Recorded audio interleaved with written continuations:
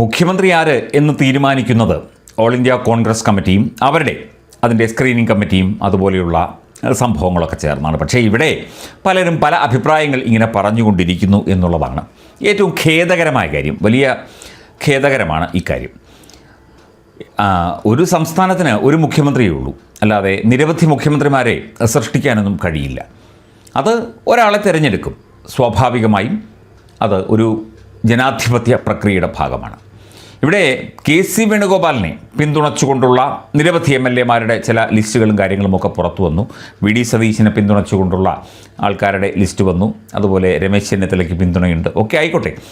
പക്ഷേ ചില ആഹ്വാനങ്ങൾ ഇങ്ങനെ വരുന്നുണ്ട്. പലയിടത്തും പലതരത്തിൽ പ്രവർത്തകരും അതുപോലെ നേതാക്കളുമൊക്കെ അഭിപ്രായം പറയുന്നുണ്ട്. എങ്കിലും ചില ആഹ്വാനങ്ങൾ വരുന്നുണ്ട്. ആ ആഹ്വാനങ്ങൾ ഒരിക്കലും ആരോഗ്യകരമായ ഒന്നല്ല, ഒരിക്കലും സമാധാനപരമായ ഒന്നല്ല. ഇപ്പോൾ കെ.സി. വേണുഗോപാലിനെ മുഖ്യമന്ത്രിയാക്കാനാണ് തീരുമാനമെങ്കിൽ ജനങ്ങൾ തെരുവിൽ ഇറങ്ങണം എന്നാണ് ജമാഅത്തെ ഇസ്ലാമി എന്ന സംഘടന ആഹ്വാനം ചെയ്തിരിക്കുന്നത്. ജനങ്ങൾ തെരുവിൽ ഇറങ്ങി അക്രമം അഴിച്ചുവിടണം. കെ.സി. വേണുഗോപാലിനെ മുഖ്യമന്ത്രിയാക്കാനാണ് തീരുമാനമെങ്കിൽ അതെന്താ, കെ.സി. വേണുഗോപാൽ ഒരു മനുഷ്യനല്ലേ, ഒരു നേതാവല്ലേ, ഒരു പ്രവർത്തകനല്ലേ, ആരുമാകട്ടെ, തെരുവിലിറങ്ങണം എന്നൊക്കെ പറയുന്ന ഇത്തരം ഭീകരമായ ആഹ്വാനങ്ങൾ ജമാഅത്തെ ഇസ്ലാമി പോലുള്ള സംഘടന അവർ ഇതിനു മുൻപും ഇത്തരത്തിൽ പല ആഹ്വാനങ്ങൾ നടത്തിയിട്ടുണ്ട്. അതുപോലെ തന്നെ ഒരു ആഹ്വാനമാണ് ഇത് എന്നാണ് മനസ്സിലാകുന്നത്. നടത്തിയത് ശൂറ അംഗവും മീഡിയ വൺ ഡയറക്ടറുമായ ഡോക്ടർ അബ്ദുൽ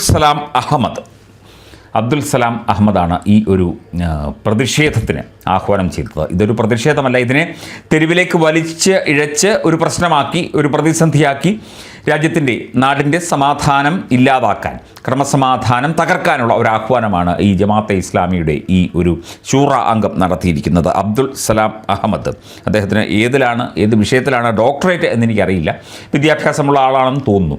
അദ്ദേഹമാണ് മത തീവ്രത എന്ന് പറയുന്നത് ഇങ്ങനെ കട്ടിപ്പിച്ച് നിൽക്കുന്ന ജമാഅത്തെ ഇസ്ലാമിയുടെ പിന്തുണ കൂടിക്കൊണ്ടായിരിക്കാം ചിലപ്പോൾ UDF പല സീറ്റുകളിലും ജയിച്ചത്. അത് പറയപ്പെടുന്ന കാര്യമാണ്, നമുക്കറിയില്ല.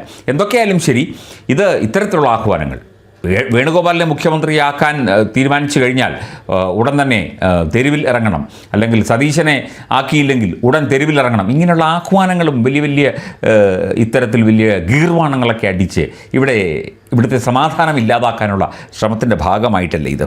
കെ.സി. വേണുഗോപാലിനെ മുഖ്യമന്ത്രിയാക്കിയാൽ ഉടനെ തെരുവിലിറങ്ങണം എന്നൊക്കെ ആഹ്വാനം ചെയ്യാൻ നിങ്ങൾക്ക് നാണവും മാനവും ഒന്നുമില്ലേ? നിങ്ങൾ ഈ നാട്ടിലൊന്നും അല്ലേ ജീവിക്കുന്നു?